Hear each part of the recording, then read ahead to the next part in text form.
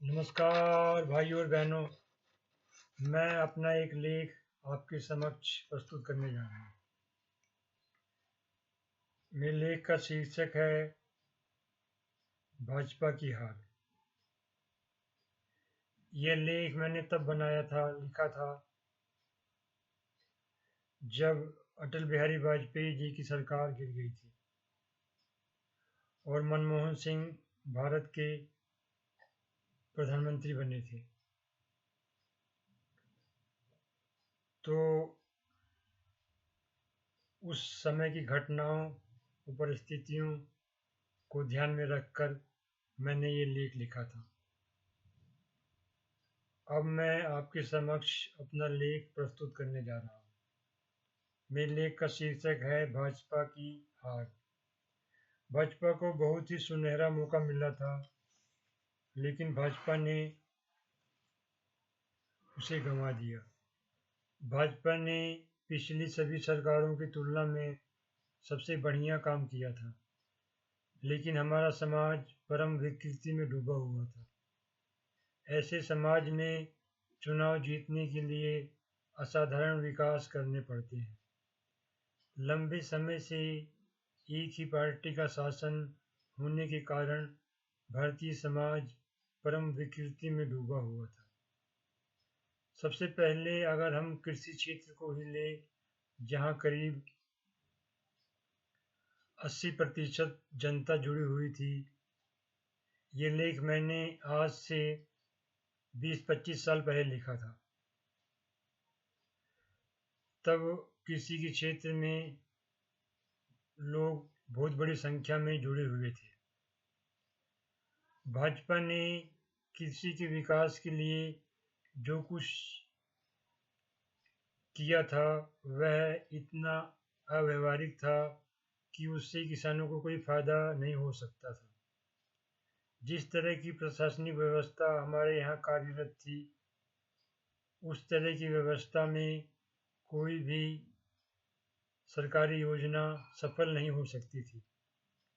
सबसे पहले हमें प्रशासन को स्वच्छ बनाना होगा। इसके लिए हमें सख्त कानून बनाने पड़ेंगे।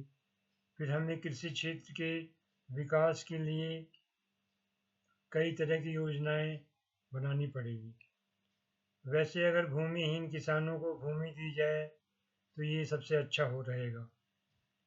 भूमिहीन किसानों को पर्याप्त संख्या में भूमि मिलनी चाहिए। करीब हर भूमिहीन किसान को 10 बीघा जमीन मिलनी चाहिए। कृषि के विकास के लिए व्यवहारिक और दूरदर्शी नीतियां बनानी पड़ती है। इससे किसानों को बहुत फायदा होगा। राजनीति का अपराधीकरण ग्रामीण समाज के लिए और शहरी समाज के लिए बहुत ही विनाशकारी समस्या है। इसके लिए हमें संविधान में परिवर्तन करना होगा। कृषि के विकास के लिए हम कई तरह की योजनाएं बना सकते हैं।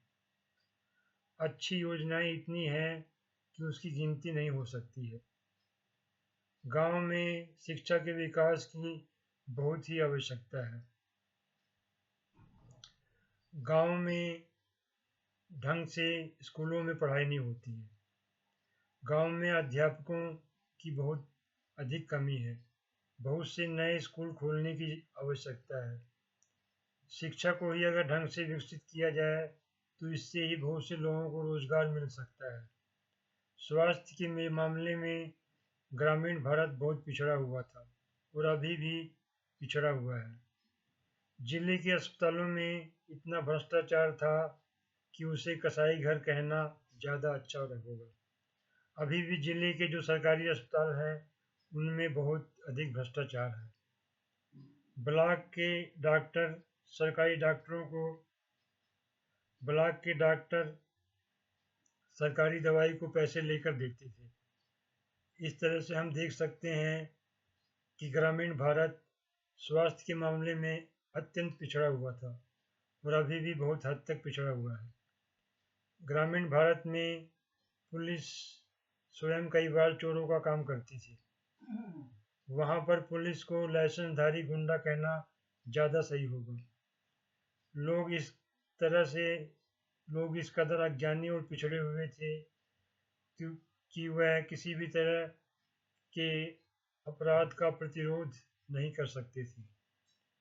उन्हें ना तो किसी कानून की जानकारी होती थी, ना ही वो किसी कानून को जानना चाहते थे। गांवों की प्रशासनिक व्यवस्था पूरी तरह से ध्वस्त हो गई थी।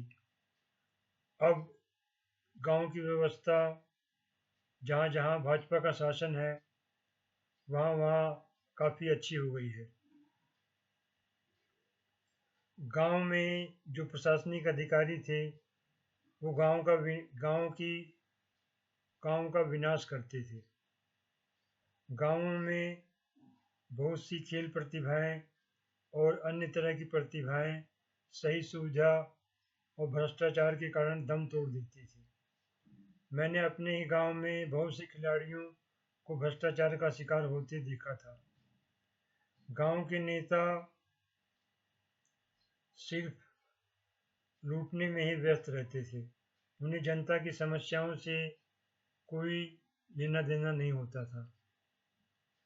नेता को अगर जानवर कहा जाए तो कोई गलती नहीं होगी, बल्कि जानवर ही नहीं बल्कि परम जानवर। वैसे अब भाजपा ने नेता की परिभाषा काफ़ी हद तक बदल दी है। अब जो भाजपा के अधिकांश नेता हैं, जो शीर्ष नेता हैं, वो बहुत ही महान और श्रेष्ठ हैं। न केवल महान है बल्कि महानतम भी हैं और श्रेष्ठतम भी हैं। जब हमारे देश में कांग्रेस का शासन था तो कांग्रेस की सरकार के पास शिक्षा, जनता की सुरक्षा, खेल, प्रशासन, स्वास्थ्य, कृषि, उद्योग के विकास के लिए पैसा नहीं था। पर हर विधायक और हर नेता के पास इतना पैसा होता था कि उसका कोई हिसाब किताब ही नहीं होता था। इसी तरह से सभी तरह की बुराइयों के कारण गांव और शहर बहुत हद तक विकृत हो चुके थे। ये सब घटनाएं और परिस्थितियां तब की हैं जब हमारे देश में मनमोहन सिंह का राज था, और उससे पहले जब कांग्रेस का राज था तब भी हमारे देश में बहुत अधिक बुराइयां थी। बहुत सी बुराइयां शहरों में भी हैं, लेकिन गांवों में बहुत ज़्यादा हैं। ये सब बुराइयां कब दूर होंगी, कैसे दूर होंगी? जैसे जैसे लोग शिक्षित बनेंगे वैसे वैसे लोग जागरूक बनेंगे। यही जागरूकता लोगों को हर तरह की बुराइयों से मुक्ति दिलाएगी। जिस राम राज्य की कल्पना संतों ने की थी वह राम राज्य कब आएगा? क्या राम राज्य मात्र एक कल्पना थी? क्या राम राज्य कभी आएगा भी कि नहीं आएगा? जनता की जागरूकता ही राम राज्य है।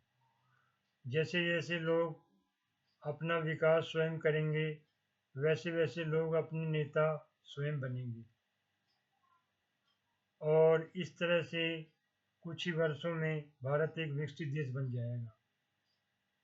वैसे इस समय भारत विश्व की चौथी सबसे बड़ी अर्थव्यवस्था बन गया है, और कुछ ही दिनों बाद भारत विश्व की तीसरी सबसे बड़ी अर्थव्यवस्था बन जाएगा।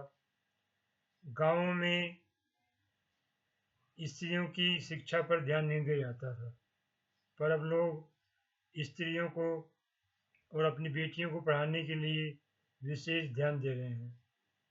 लोग अपनी बेटियों को एक मुसीबत समझते थे, पर अब नहीं समझते हैं। अक्सर लोग अपनी पत्नियों को पीटते थे। लोग इस कदर पिछड़े हुए थे कि उनमें जीवन के प्रति कोई उत्साह नहीं था। बहुत कम अवसरों पर लोग खुश होते थे। अक्सर लोग आपस में ही लड़ते रहते थे। गाँव में लोग शरीफ आदमी को परम बेवकूफ़ समझते थे।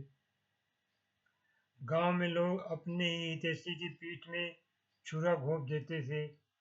ईर्ष्या, द्वेष, बेईमानी, हीन भावना, चरित्रहीनता, जो भी दुर्गुण एक मनुष्य में हो सकते थे वो सब दुर्गुण वहाँ के लोगों में होते थे। शहरों में भी बहुत से ऐसे लोग हैं जिनमें वो सभी बुराइयां होती हैं जो एक खराब मनुष्य में होती हैं। जो भी व्यक्ति गांव के व्यक्ति को विकास के बारे में बताना चाहता था तो लोग उसकी बातों को बेहद हास्यास्पद समझते थे।